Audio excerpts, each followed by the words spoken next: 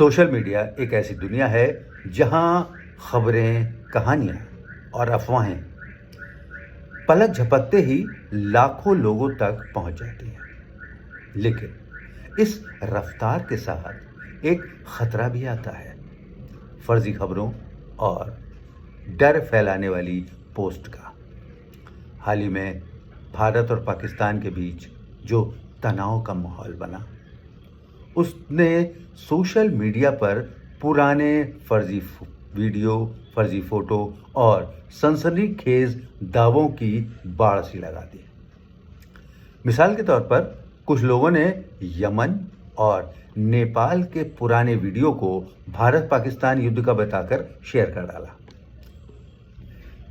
अब एक आम आदमी जो दिन भर अपनी भाग दौड़ में लगा रहता है और बचे हुए वक्त में फोन की स्क्रीन को स्क्रॉल करता है, उसे जो भी स्क्रीन पर नजर आता है वो सब कुछ सच नजर आता है। ऐसा लगता है कि ये सब कुछ हुआ है, क्योंकि उसके पास इसको वेरीफाई करने और इसको कंफर्म करने का कोई मैकेनिज्म नहीं है। और सचमुच यही वो हुक है जो डर का धंधा चलाने वालों को चाहिए। परमाणु हमले की बातें इस डर के बाजार का सबसे ताजा माल है।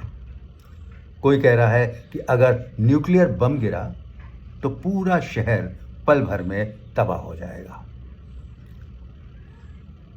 कोई न्यूक्लियर विंटर की बात कर रहा है, जिससे वायुमंडल में कालिख पैदा होगी और उससे ठंड बढ़ जाएगी, जिसकी वजह से पूरी दुनिया में अकाल आ जाएगा। कुछ लोग तो इतना आगे निकल गए हैं कि बंकर बनाने, पानी जमा करके रखने और खाने पीने का स्टॉक रखने की सलाह तक देने लगे हैं। लेकिन क्या ये सब कुछ इतना ही आसान है जितना बताया जा रहा है, या इसके बारे में कुछ और समझने की जरूरत है? देखिए, परमाणु बम या परमाणु हथियार कोई मजाक की बात तो है नहीं। ये इतना विनाशकारी है, इनके इस्तेमाल का नतीजा कितना भयानक हो सकता है, इसका हम और आप शायद अंदाजा भी नहीं लगा सकते। भारत और पाकिस्तान दोनों के पास परमाणु हथियार हैं और इनकी संख्या तकरीबन किसी के एक के पास 140 है और एक के पास 170। मगर ये दोनों ही देश अभी तक इन बातों को लेकर काफी संजीदा नजर आए हैं। लेकिन अगर इनका इस्तेमाल हो गया तो लाखों लोग मर सकते हैं, पूरा पर्यावरण तबाह हो सकता है और पूरी दुनिया में अकाल के हालात पैदा हो सकते हैं। लेकिन ये सारी चीजें अगर पर निर्भर करती हैं। हकीकत यह है कि भारत और पाकिस्तान दोनों ही परमाणु हथियारों को अपना आखिरी हथियार मानते हैं।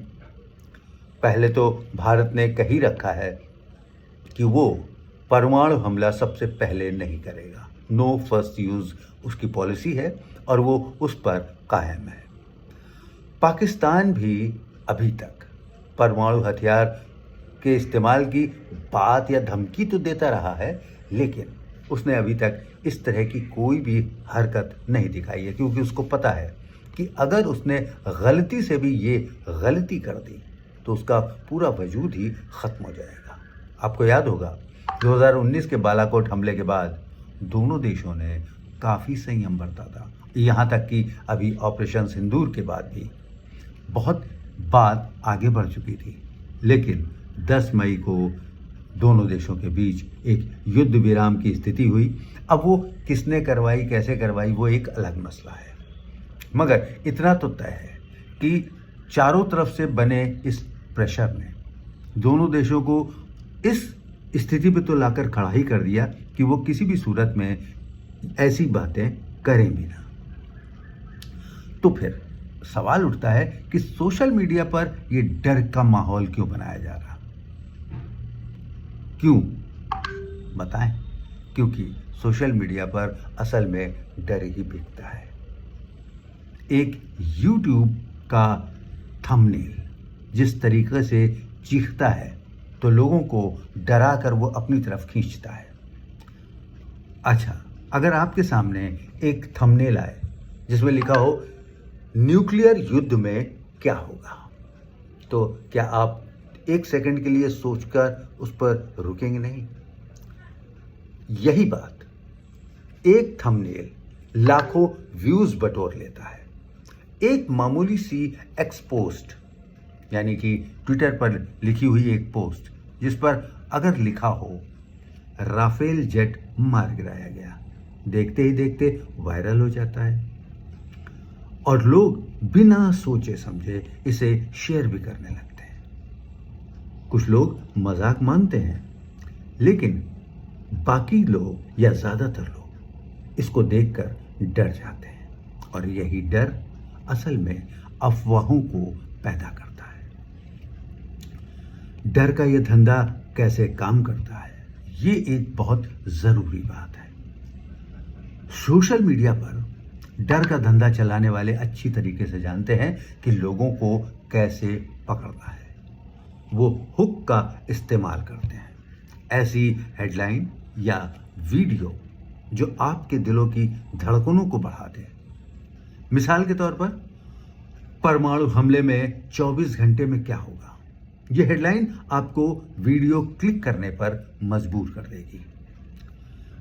ये 5 चीजें आपको न्यूक्लियर बम से बचा सकती हैं। ये थंबनेल जैसे ही आपको दिखेगा तो आपको लगेगा कि आपको ये सब जानना बेहद जरूरी है। पाकिस्तान ने राफेल को मार गिराया। ये पढ़ते ही आपका गुस्सा 7वें आसमान पर होगा और साथ ही साथ इस बात का डर कि जब वो राफेल गिरा सकते हैं तो वो कुछ भी कर सकते हैं। लेकिन असल में इन सब के पीछे मकसद सिर्फ इतना है कि आपका ध्यान, आपके क्लिक्स और आखिरकार पैसा कमाना। यूट्यूब हो, ट्विटर या एक्स हो या कोई और सोशल मीडिया प्लेटफॉर्म, हर क्लिक से लोगों की कमाई होती है और इसके लिए वो सच को तोड़ मरोड़ कर या कई बार झूठा परोस देते हैं। अब ऐसे में आपको क्या करना है? डर के इस धंधे से बचने का सबसे आसान तरीका है समझदारी और सतर्कता।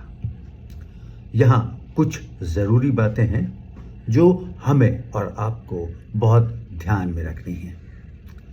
सिर्फ आधिकारिक खबरें या सरकार की तरफ से जो बातें जारी की जा रही हैं, खासतौर से सरकार के प्लेटफॉर्म से या सरकार के रक्षा मंत्रालय से, जैसे PIB, ऐसे स्रोत से अगर वो खबर आ रही है तो उस पर यकीन कर सकते हैं। सोशल मीडिया पर कोई भी कुछ भी लिख सकता है, लेकिन इसका मतलब ये नहीं कि वो सब कुछ सच है। मिसाल के तौर पर, महाराष्ट्र साइबर डिपार्टमेंट ने अभी कुछ ही दिनों पहले एक चेतावनी जारी की थी जिसमें था कि सेना की गतिविधियों से जुड़ी फर्जी खबरें फैलाना अपराध है। पुराने वीडियो और फोटो से आपको सावधान रहना है। कई बार पुराने वीडियो को नया बताकर चलाया जाता है, शेयर किया जाता है, जैसा कि अभी हाल ही में हम लोगों ने देखा कि यमन के ब्लास्ट के पिक्चर्स और उसके वीडियोस लोगों ने भारत पाकिस्तान के बीच के युद्ध का दिखाकर और खूब उसको वायरल किया। ऐसे वीडियो असल में डर तो फैलाते हैं, भ्रम की स्थिति भी पैदा करते हैं। अगर कोई वीडियो आपको जरा सा भी संदिग्ध लगता है तो उसकी सच्चाई को जरूर जानने की कोशिश कीजिए, उसको यूं ही टाल मत दीजिए। और एक बात, जो आजकल ये सोशल मीडिया पे परमाणु हमले की या न्यूक्लियर वॉर की जो थ्योरीज चल रही हैं अलग अलग, उन पर बहुत ज़्यादा ध्यान देने की ज़रूरत नहीं है। परमाणु हमले की बातें ज़्यादातर अटकलों पर आधारित है। अगर कोई आपको बंकर बनाने और खाना जमा करने की सलाह दे रहा है तो आप समझ लीजिए कि ये सब कुछ मामूली नहीं है, बहुत आसान नहीं है। परमाणु हमले की हालत से बचने के लिए सरकार और सेना के पास अपनी भी कुछ खास योजनाएं होती हैं, कुछ उनकी प्लानिंग होती है। अगर आम आदमी को बस सरकार के निर्देश समझ ले, उनके निर्देशों को मान ले, तो उसको डरने की ऐसी कोई ज़रूरत है नहीं। वैसे सच बताएं तो सोशल मीडिया पर जिम्मेदारी से लोगों को अपनी पोस्ट डालनी चाहिए। लोगों को समझना चाहिए कि आप ऐसे माहौल में डर और भ्रम फैलाकर सचमुच देश सेवा तो नहीं कर रहे हैं या किसी का भला नहीं कर रहे हैं। हाँ, हो सकता है कि आपको कुछ मॉनेटरी लाभ हो जाए, लेकिन ये लाभ कितने दिनों का।